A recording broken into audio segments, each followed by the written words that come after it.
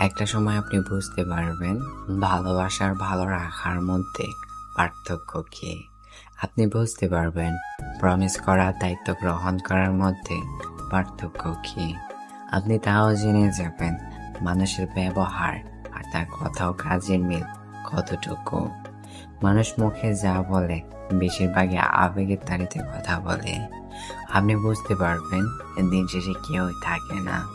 আপনি জেনে যাবেন মানুষ আপনার সৌন্দর্য ও গুণে বিমোহিত হলেও আপনার যত্ন করতে তারা আপনার জীবনে আসবে না।